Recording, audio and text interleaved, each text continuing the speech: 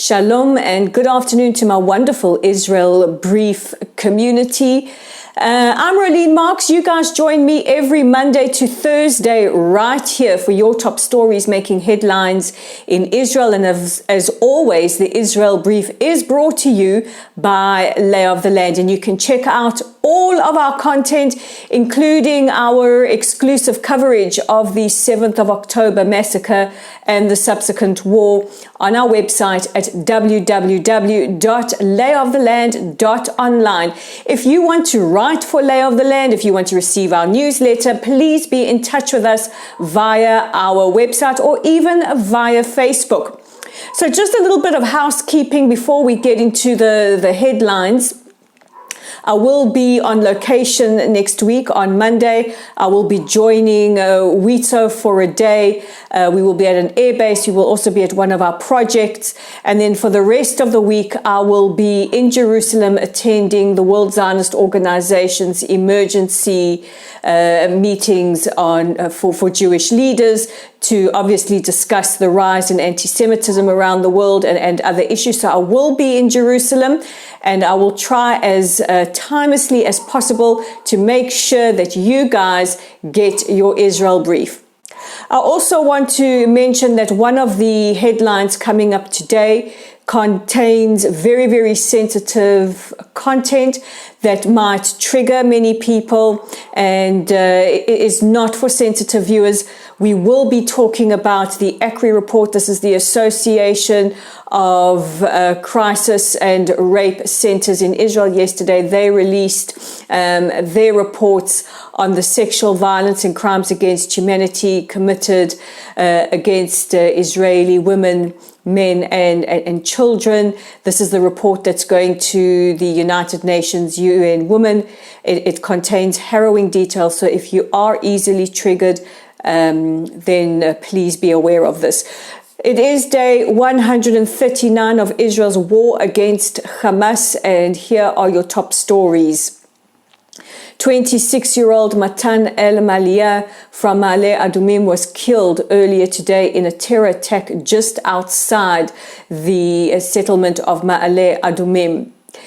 Palestinian terrorists believed to be from Bethlehem arrived as Israelis were sitting in the morning traffic and opened fire, wounding at least 9 people and killing El-Maliyah and seriously wounding a 5-month-old pregnant woman who has undergone extensive surgery during the course of the day.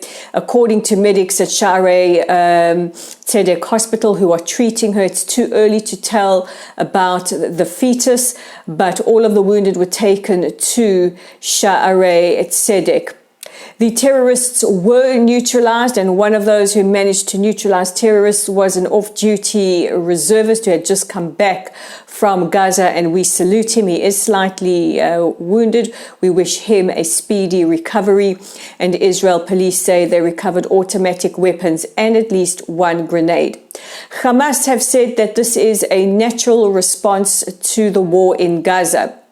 Israelis have endured 2 years of a wave of terror in addition to the atrocities of the 7th of October and the subsequent war. So what was Hamas's excuse beforehand? Oh, right, we know they want the elimination of the State of Israel.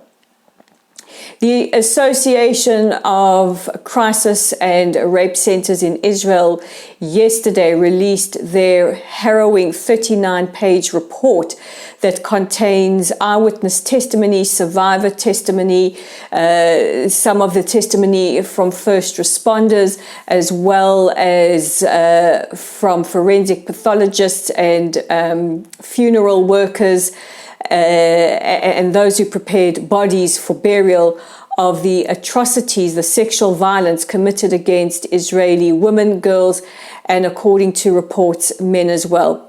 We have testimony from hostages who were released about the treatment of men in captivity as well. The report is absolutely harrowing. What it does say is that Hamas set out to harm Israelis strategically in 2 ways. One, which was to kidnap civilians, which they have done. We still have 134 Israelis and foreign nationals being held captive in the Gaza Strip. And the other was to humiliate and commit acts of real harm against Israelis, which of course we know they did, including mutilating bodies, cutting off limbs. And here some of the testimony is really, really harrowing.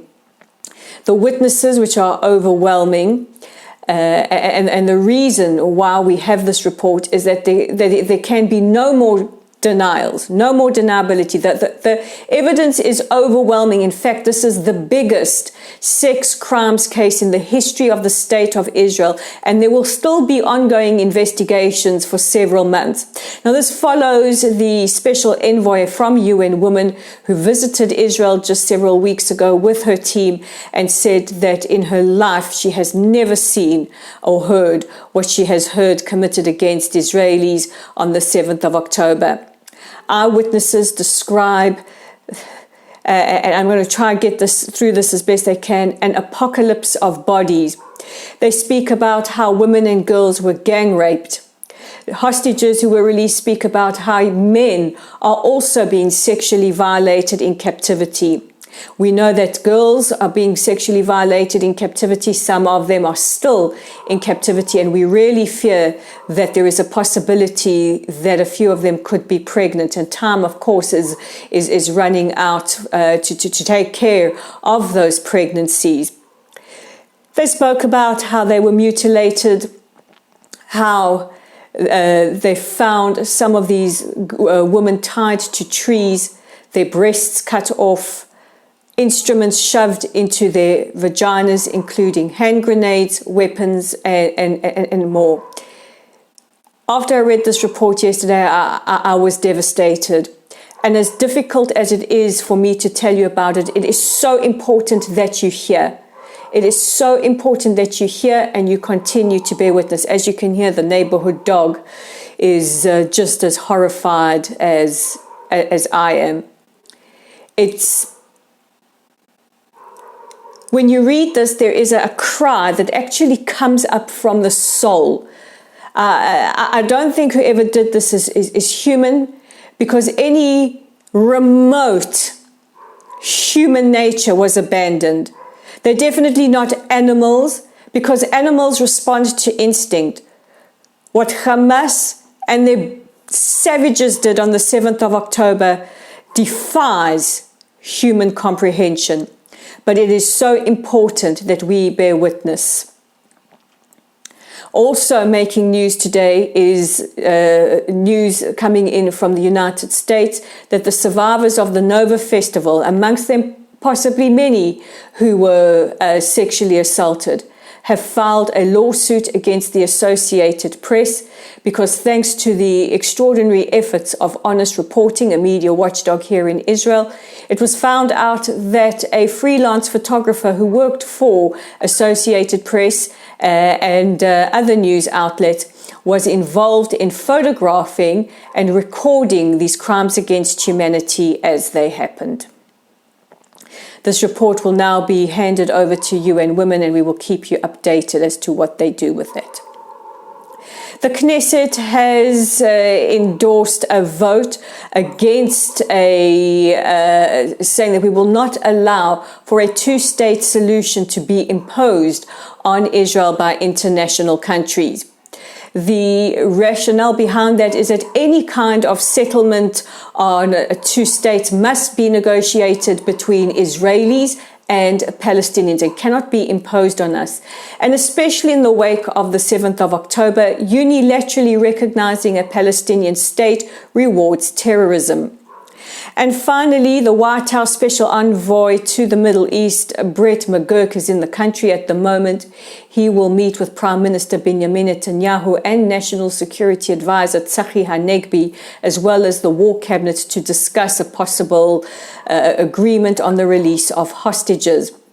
Earlier today, the leader of the opposition, Benny Gantz, said that some progress has been made. He says possible progress is being made. It's early days, but if no progress is made to see the release of the hostages, Israel will continue its military campaign, including into the holy month of Ramadan.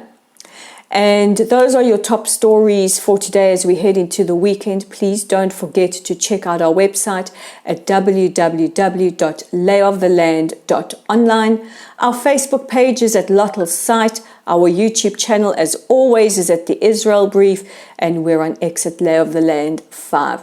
Guys, take care of yourselves, take care of each other. Have a wonderful weekend. Stay safe. Shabbat Shalom. And I will see you again from Jerusalem on Monday. Bye for now.